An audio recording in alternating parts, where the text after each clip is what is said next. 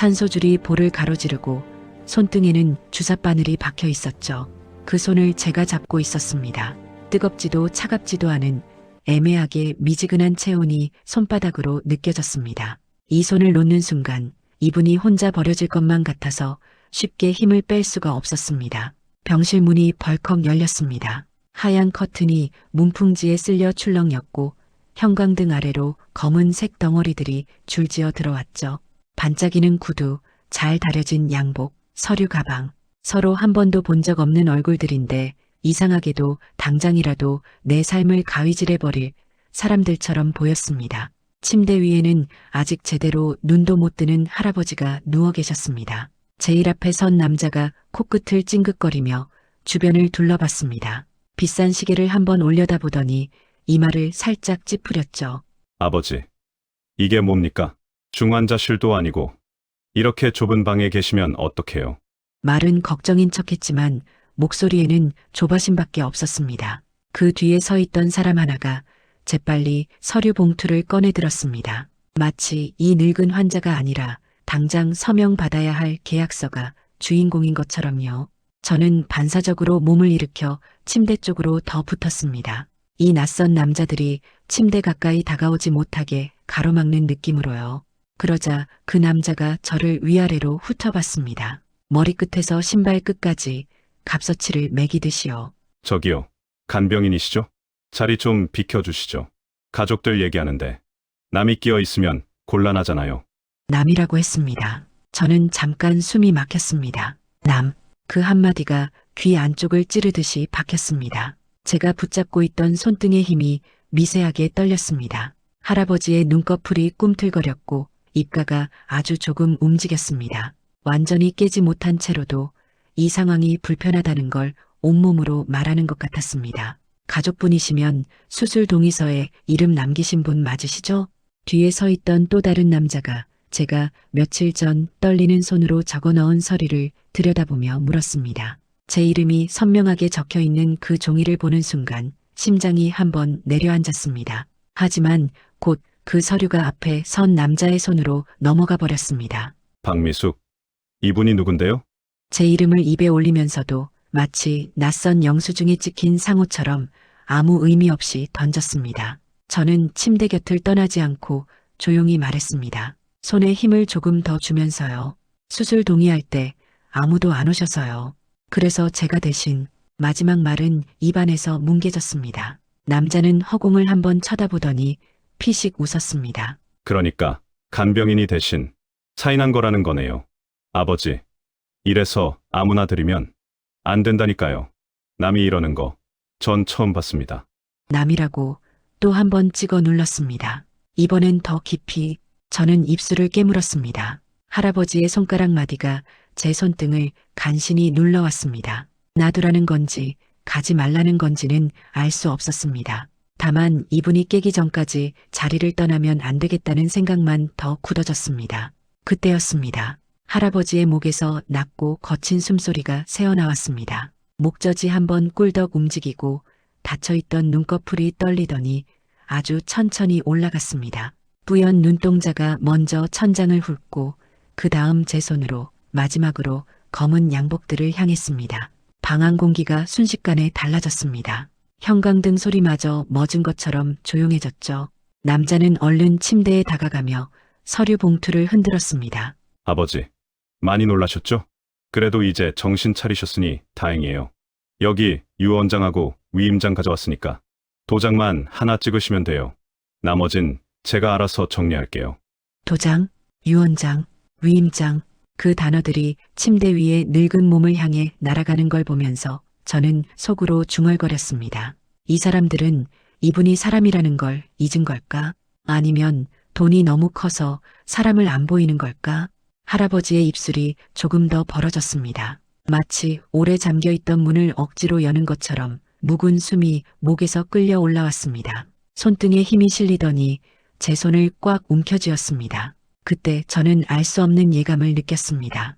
이분이 지금 무슨 말을 하든 그 한마디가 내 인생을 돌이킬 수 없게 만들어버릴 거라는 예감이었습니다. 문을 여는 순간 오래된 난방기의 건조한 열기가 얼굴을 훅 덮쳤습니다. 어르신 방 한가운데에는 해가 들지 않아 눅눅하게 굳어버린 공기가 가라앉아 있었죠. 제 손목에는 출근길에 얼었던 기운이 채 가시지도 않았는데 어르신의 떨리는 손을 붙잡아 일으키는 순간 그 차갑고 가벼운 체중이 손끝으로 전해졌습니다. 욕실까지 부축해가는 동안 귓가에는 계속 아이고, 오늘은 허리가 더 아파서 죽겠네. 하는 신음이 흘렀습니다. 저는 등을 받치며 천천히 허리를 숙였습니다. 샤워기에서 떨어지는 따뜻한 물줄기가 바닥에 튀어 구두 바닥까지 번져왔습니다. 어르신의 굽은 등이 물에 젖으면서 더 얇아 보였고 손바닥으로 느껴지는 뼈마디의 울퉁불퉁함이 유난히 또렷하게 느껴졌습니다. 작은 방 한쪽에서 밥을 차려드리고 약 봉투를 정리한 뒤 현관을 나왔을 때는 이미 정오가 다 되어 있었습니다.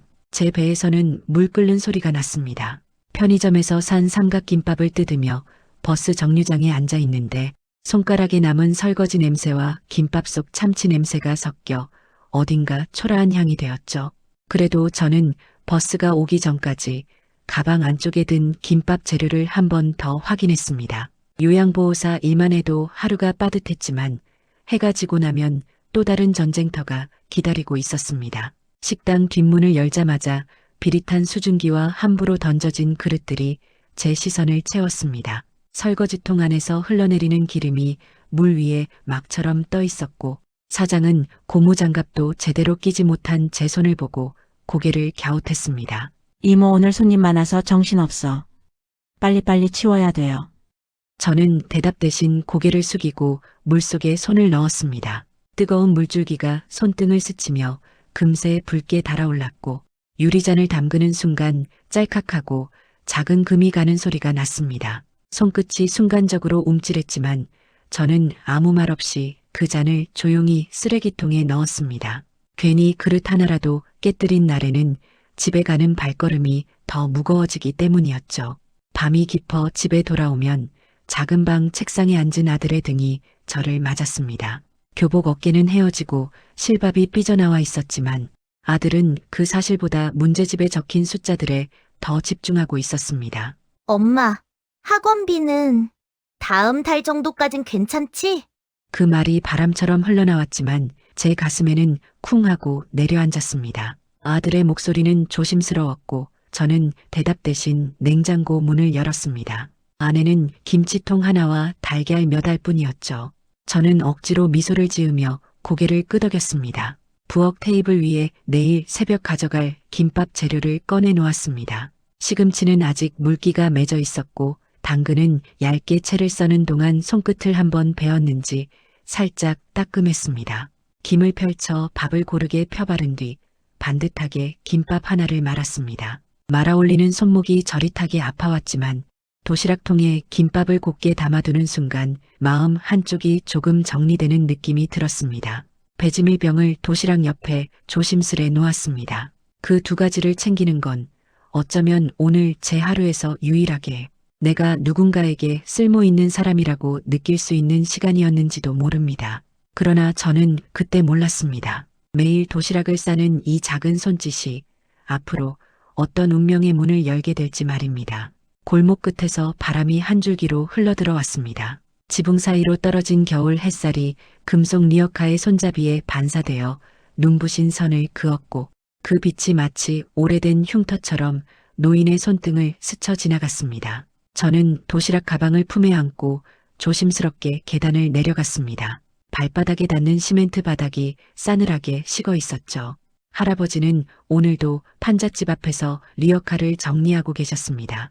폐지 더미를 크게 정리하는 동안 숨이 조금 가쁜지 목덜미에서 김이 살짝 올라오고 있었습니다. 저는 살짝 웃으며 도시락을 건넸습니다. 오늘은 조금 늦었죠. 어르신 드시라고 따끈하게 싸왔어요. 노인은 제 손을 보더니 잠시 말을 잇지 못했습니다. 도시락 뚜껑을 천천히 여는 손끝에서 식은 바람이 쓱 빠져나왔습니다. 아가씨는 왜 맨날 이런 걸 챙겨? 나한테 해줄 것도 없는데. 그 말투에는 체념과 미안함이 섞여 있었습니다. 저는 어깨를 으쓱하고 김밥을 한 조각 집어 도시락 위에 올려두었습니다. 누군가 챙기는 게 버릇이 돼서요. 아버지 같아서 그냥 마음이 가요. 그 말을 듣자 노인의 눈이 잠시 먼 곳을 향했습니다. 겨울 햇빛이 동공 안쪽에서 흔들렸다가 사라졌습니다. 리어카 옆에는 낡은 1,000원짜리 한 장이 놓여 있었습니다. 노인은 그걸 집어들더니 제 손에 슬며시 쥐어주려 했지만 저는 또다시 가볍게 밀어 넣어버렸습니다. 그 손이 허공에서 머뭇거리며 떨렸습니다. 나한테 아들이 하나 있는데 있어도 없는 것 같아. 그 한마디가 바람보다 더 차갑게 느껴졌습니다. 저는 고개를 들어 노인의 얼굴을 바라봤습니다. 눈꼬리에는 피로가 깊게 내려앉아 있었고 입술은 오래된 후회처럼 굳어 있었습니다. 필요하면 연락하고 필요 없으면 몇 달이든 몇 년이든 연락이 없어. 그놈 목소리를 듣는 것도 겁나. 돈 얘기만 하거든. 말은 짧았지만 그 짧음 속에 지난 세월의 상처가 모두 들어있는 듯 했습니다. 노인은 말을 마친 뒤 김밥 한 조각을 천천히 베어 물었습니다. 씹는 움직임이 어딘가 무겁고 오래된 기억을 곱씹는 것처럼 보였습니다. 저는 도시락 통 뚜껑을 닫는 노인의 손등을 다시 살짝 잡았습니다. 거칠지만 이상하게 따뜻한 촉감이 손바닥에 오래 남았습니다. 어르신, 저라도 있으니까 너무 외롭지 않게만 지내세요. 그러자 노인은 입꼬리를 아주 작게 올렸습니다. 웃음이라고 부르기엔 너무 약한, 그러나 사라지지 않는 표정이었습니다. 골목 위쪽에서는 바람이 또 한 번 휘몰아쳐 왔습니다. 지붕의 녹슨 깡통이 덜컹거렸고 전선줄이 찢어질 듯 흔들렸습니다. 그 순간 노인의 말이 바람을 타고 다시 귓가에 스쳤습니다. 있어도 없는 아들, 그놈이 언제 또 찾아올지 몰라. 그 말은 분명 지나가는 투로 던졌지만 이상하게도 저는 그 말에 오래 걸음을 떼지 못했습니다. 마치 곧 어떤 일이 일어날 것을 예고하는 신호처럼 느껴졌기 때문이죠. 그리고 저는 그때 알지 못했습니다. 그 아들이 다시 나타나는 순간 이 골목은 조용한 일상을 잃게 될 거라는 걸. 그날 골목은 유난히 조용했습니다. 평소 같으면 새벽부터 철문을 두드리는 상인들, 소리 라디오를 크게 틀어놓는 집 한두 곳쯤은 있었을 텐데 이상하리만큼 정적이 흐르고 있었죠.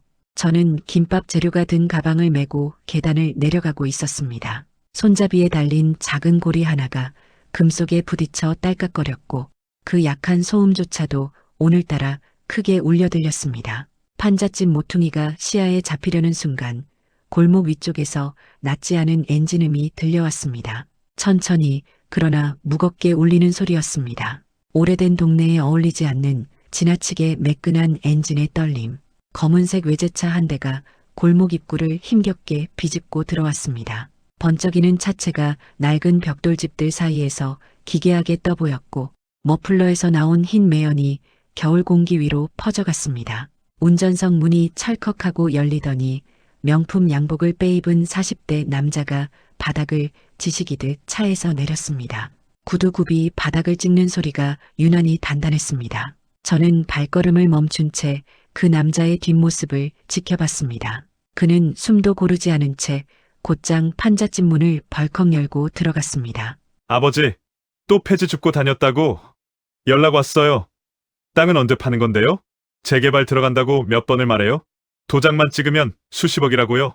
고함이 벽 사이를 튕기며 골목 전체를 채웠습니다. 판잣집의 얇은 문짝이 떨릴 정도였습니다. 안쪽에서는 김노인의 목소리가 쩌렁하게 튀어나왔습니다. 시끄러워. 그 땅은 내 놈 도박빚 갚으라고 있는 게 아니다. 평생 지킨 땅을 내 입속에 쳐넣으라고 있는 줄 알아? 썩 꺼져라. 처음 듣는 음역대였습니다. 평소 리어카를 끌 때의 낮고 작던 목소리와는 달랐습니다. 밀려있던 서러움과 분노가 한꺼번에 터져나오는 듯한 소리였습니다. 바람이 골목을 훑고 지나가며 종이박스들이 쓸려 나뒹굴었습니다. 계단 위쪽에서 동네 사람들이 하나둘씩 나와 상황을 지켜보고 있었습니다. 저는 가방 끈을 움켜쥔 손에 힘을 더 주었습니다. 할아버지의 목소리가 흔들릴 때마다 제 심장도 같이 뛰었습니다. 괜히 불안해서, 아니 정확히 말하면 두려워서 발걸음을 더욱 서둘렀습니다. 그리고 그 순간 판잣집 안에서 쿵 하는 둔탁한 소리가 울렸습니다. 문틀이 흔들리고 먼지가 한번 튀어오르는 게 눈에 보였습니다. 순간 골목 전체가 숨을 멈춘 것처럼 고요해졌습니다. 남자의 목소리가 마지막으로 날카롭게 튕겼습니다. 아버지 같은 고집쟁이가 문제라니까. 이 꼴로 살면서도 도장 하나 못 찍어? 그 뒤로 차 문 닫히는 소리, 시동 걸리는 소리가 연달아 들렸습니다. 외제차는 들어올 때보다 더 빠르게 골목을 빠져나갔습니다. 저는 그 자리에서 한 걸음도 움직일 수 없었습니다. 몸이 얼어붙은 듯 굳어 있었죠. 방금 무슨 일이 일어난 거지? 계단 아래 어딘가에서 제가 모르는 또 다른 비극이 이미 시작되고 있었던 겁니다. 판잣집 문을 향해 한 발 내딛는 순간 안쪽에서 거친 숨이 터져나왔습니다. 바람에 뒤섞인 먼지가 문틈으로 빠르게 흘러나왔고 그 속에 미세하게 흘러나온 기침 소리와 신음이 묻혀 있었습니다. 제 심장은 이미 골목 끝까지 달려가 버린 듯 정신없이 뛰고 있었죠.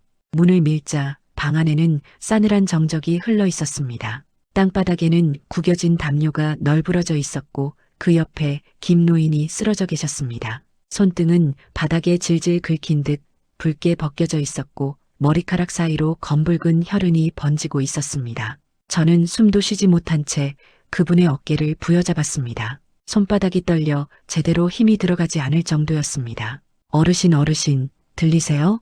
노인의 입술이 희미하게 떨렸습니다. 공기가 목을 간신히 넘어가는 소리가 들렸고 떨리는 손끝이 제 손목을 간신히 스쳤습니다. 방바닥에는 아들이 던지고 간 흔적처럼 구겨진 종이가 나뒹굴고 있었습니다. 서류 가방에서 떨어진 것 같은 위임장 뒷장, 한 구석에는 도장 잉크가 번진 자국이 말라붙어 있었습니다. 노인의 몸을 살짝 들어 올리자 오래된 나무 바닥이 삐걱거렸습니다. 그 소리가 괜스레 크게 들리자 저는 더 조급해졌습니다. 바깥에서는 사람들이 웅성거리기 시작했습니다. 아까 소리 들었지? 부딪히는 소리. 설마 저 노인네 다친 거 아니야? 저는 떨리는 손으로 휴대전화를 꺼내 119를 눌렀습니다. 손끝이 차갑게 굳어 화면을 제대로 누르지 못해 2번이나 다시 눌러야 했습니다. 여기 한 분이 쓰러졌어요. 머리를 다치신 것 같아요. 빨리 와주세요. 구급차의 사이렌은 생각보다 빨리 들려왔습니다. 골목 전체가 파란 불빛에 물들었고 차가운 겨울 공기만큼이나 날카로운 소리가 귓속으로 파고들었습니다. 구급대원들이 들어오자 저는 한쪽으로 비켜섰습니다. 그러나 발끝이 바닥에 붙은 듯 떨어지지 않았습니다. 그저 노인을 실어 나르는 들건 옆에서 같이 흔들리며 걸었습니다. 응급실의 불빛은 유독 더 하얗고 차가웠습니다. 의사가 손전등으로 노인의 눈을 비추며 이런저런 질문을 쏟아냈습니다. 보호자분은 누구세요? 그 질문에 제 몸이 딱 굳었습니다. 보호자, 나는 그럴 자격도 혈연도 없었습니다. 그러나 침묵한 제 앞에서 노인의 손이 살짝 움직였습니다. 산소 마스크 너머로 미세한 숨소리가 들리더니 손끝이 제 소매를 꼭 잡아 끌었습니다. 의사는 다시 물었습니다. 수술 들어가야 할 것 같습니다. 가족분 없으십니까? 잠시 아주 짧은 시간 동안 제 머릿속에서는 너무 많은 선택지가 오갔습니다. 아들, 오지 않을 겁니다. 기다리기 늦을 겁니다. 누군가 대신 없습니다. 결국 제 입에서 낮은 목소리가 새어나왔습니다. 제가 동의하겠습니다. 의사의 시선이 잠시 제 얼굴을 스쳤습니다. 어떤 판단을 내렸는지 모를 표정이었습니다. 다만 제 손이 떨리는 것을 보고 말없이 동의서를 내밀었습니다. 서명을 하려는데 펜이 손끝에서 계속 헛돌았습니다. 눈앞에는 전세 보증금 일부가 든 통장이 아른거렸습니다. 이걸 내면 월세를 감당할 수 있을까? 하지만 다시 노인을 향해 고개를 돌리자 묻고 따질 말들이 모두 입안에서 사라졌습니다. 펜촉이 종이를 눌렀습니다. 제 이름 박미숙 떨리는 선으로 적혔습니다. 그 순간 모든 소음이 멎은 것처럼 조용해졌습니다. 그리고 저는 몰랐습니다. 이 서명 하나가 앞으로 내 삶을 완전히 다른 방향으로 돌려놓게 되리라는 것을.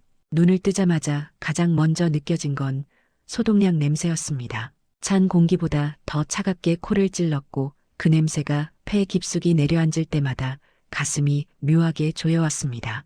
침대 옆 의자에 앉아 밤을 꼬박 새운 탓인지 허리는 돌처럼 굳어 있었고 눈꺼풀은 납덩이처럼 무거웠습니다.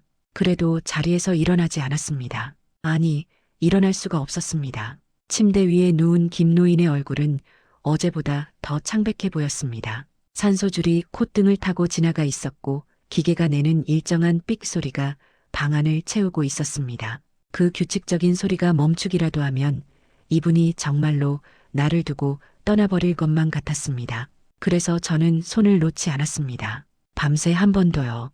간호사가 조용히 들어와 링거를 확인하며 말했습니다. 보호자분 잠깐 눈 좀 붙이셔도 돼요. 수술은 잘 끝났어요. 보호자라는 단어에 가슴이 철렁 내려앉았습니다. 그 말이 내 자리가 아니라는 걸 나 스스로가 제일 잘 알고 있었기 때문입니다. 저는 대답 대신 고개만 끄덕였습니다. 그때였습니다. 병실 문이 갑자기 열리며 바깥의 소음이 한꺼번에 쏟아져 들어왔습니다. 구두굽이 바닥을 두드리는 소리, 서류 봉투가 스치는 바스락거림, 그리고 어제 골목에서 들었던 그 목소리.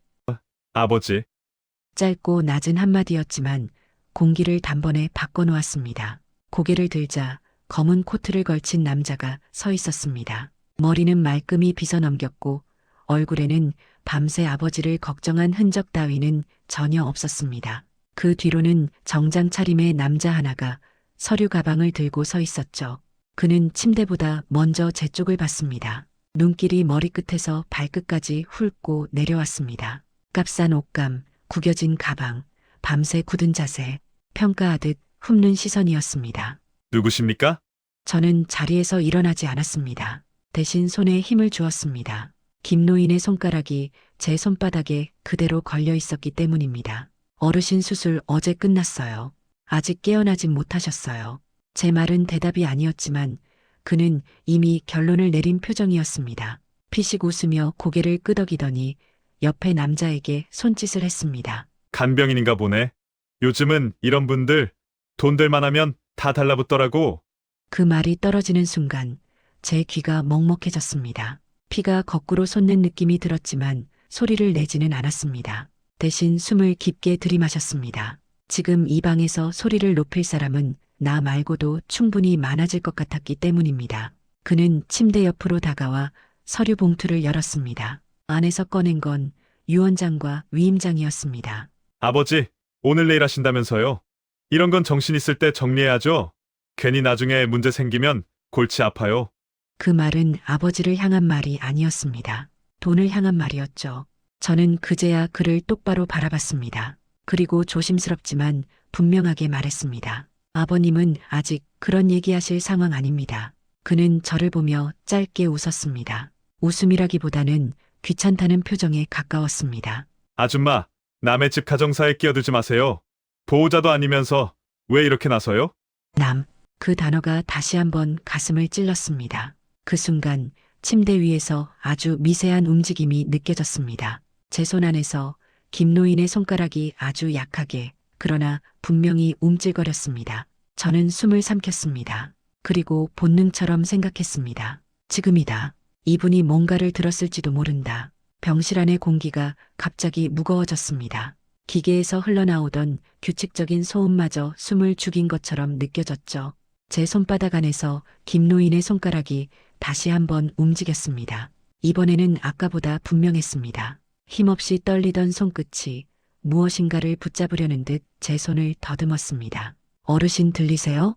속삭이듯 말을 건네자 노인의 눈꺼풀이 아주 천천히 떨렸습니다. 마치 오랫동안 굳게 닫혀있던 문이 삐걱거리며 열리는 것처럼요. 희미하게 열린 눈동자가 천장을 한번 훑고 산소줄을 타고 내려온 뒤 제 얼굴에서 멈췄습니다. 그 순간 저는 숨을 삼켰습니다. 그 눈빛에는 공포도 혼란도 아닌 깊은 피로와 오래 묵은 슬픔이 담겨 있었기 때문입니다. 아버지, 정신 차리셨어요? 아들이 한 발짝 더 다가섰습니다. 구두가 바닥을 누르는 소리가 지나치게 또렷하게 들렸습니다. 그는 기다렸다는 듯 서류를 다시 들어 올렸습니다. 자, 여기요. 이거 먼저 정리합시다. 아버지 쓰러지셨을 때 누가 옆에 있었는지 그게 뭐가 중요해요. 재산은 재산이고. 말이 끝나기도 전에 노인의 숨이 거칠게 끊어졌습니다. 가슴이 크게 들썩였고 마른 입술이 떨리며 겨우 소리가 새어나왔습니다. 그만해라. 낮고 쉰 목소리였습니다. 하지만 그 한마디에 병실 안이 얼어붙었습니다. 아들은 순간 말을 잃은 듯 했지만 곧 얼굴을 찌푸리며 다시 입을 열었습니다. 아버지, 지금 무슨 말씀을? 노인의 시선이 천천히 아들을 스쳤습니다. 그 눈길에는 분노보다도 깊은 체념이 담겨 있었습니다. 마치 이미 오래전에 모든 기대를 내려놓았다는 듯한 눈빛이었죠. 그리고 그 시선이 다시 저에게로 돌아왔습니다. 노인은 제 손을 놓지 않은 채 힘겹게 고개를 끄덕였습니다. 그 작은 움직임 하나에 저는 심장이 미친 듯이 뛰기 시작했습니다. 이 사람은 남이 아니다. 아들의 얼굴이 굳었습니다. 아버지, 지금 무슨... 노인은 숨을 한번 크게 몰아쉬더니 마지막 힘을 쥐어짜듯 말을 이어갔습니다. 쓰러졌을 때 옆에 있던 사람, 밤새 손 놓지 않은 사람, 그 사람이 내 딸이다. 그 말이 끝나는 순간 병실 문이 조용히 열렸습니다. 검은 양복을 입은 남자 둘이 안으로 들어왔습니다. 그들의 움직임은 빠르지도 요란하지도 않았지만 묘하게 단정했습니다. 뒤이어 중년의 남자가 서류 가방을 들고 고개를 숙였습니다. 회장님, 의식 회복 확인했습니다. 아들의 얼굴에서 핏기가 빠져나갔습니다. 회장님이라는 호칭이 이 병실에서 나올 거라고는 전혀 예상하지 못한 표정이었습니다. 노인은 힘겹게 고개를 끄덕였습니다. 김 변호사, 저 서류들 치워. 아들이 들고 있던 유언장과 위임장이 그대로 공중에서 멈췄습니다. 그리고 새로 쓰지. 노인의 손이 떨리며 제 손을 한 번 더 꼭 잡았습니다. 그 힘이 피가 아니라 시간과 선택으로 이어진 인연이라는 걸 말해주는 것 같았습니다. 그때서야 저는 깨달았습니다. 이분은 폐지를 줍던 노인이 아니라 처음부터 모든 걸 보고도 침묵하고 있던 사람이었다는 것을. 병실 문이 닫히는 소리가 길게 울렸다. 아들은 끝내 아무 말도 하지 못한 채 복도 끝으로 사라졌다. 구두 소리가 멀어질수록 병실 안공기는 조금씩 풀려갔다. 마치 오래 눌려있던 숨이 이제야 제자리를 찾는 것처럼. 노인은 눈을 감은 채로 한동안 가만히 누워 있었다. 산소 마스크 너머로 새어나오는 숨소리가 여전히 거칠었지만 아까와는 달랐다. 무언가를 내려놓은 사람의 숨이었다. 나는 침대 옆에 앉아 여전히 그 손을 잡고 있었다. 손바닥 아래로 전해지는 미세한 맥박이 살아있다는 증거처럼 또렷했다. 무서웠지? 노인이 먼저 입을 열었다. 목소리는 여전히 낮고 갈라져 있었지만 그 안에는 이상하리만큼 부드러운 온기가 섞여 있었다. 아니요.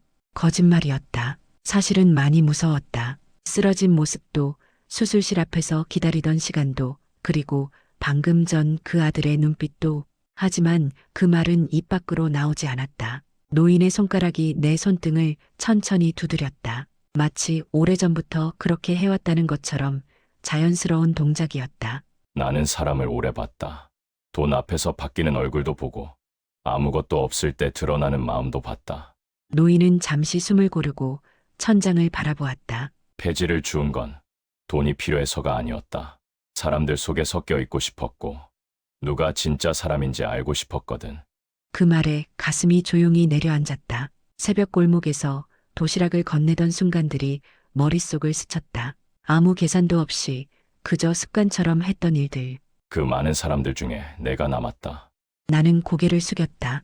눈물이 떨어질까 봐서였다. 손등 위로 물방울 하나가 떨어지면 이분이 괜히 더 힘들어질 것 같았다. 시간은 빠르게 흘렀다. 몇 달 뒤 봄바람이 골목을 채웠다. 낡은 달동네는 재개발 공사로 하나둘 가려지고 있었고 그 자리에 새 간판들이 올라가고 있었다. 모든 간판과 안내문은 한글로 또렷하게 적혀 있었다. 나는 아침마다 여전히 도시락을 쌌다.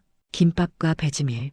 달라진 게 있다면 이제는 그 도시락을 들고 가는 집이 하나가 아니라는 것뿐이었다. 노인은 상가 건물 1층 작은 사무실에 앉아 창밖을 보며 차를 마셨다. 지나가는 사람들, 웃고 떠드는 아이들, 분주한 시장 풍경을 오래도록 바라보는 눈빛은 더 이상 외롭지 않았다. 이제는 같이 먹자.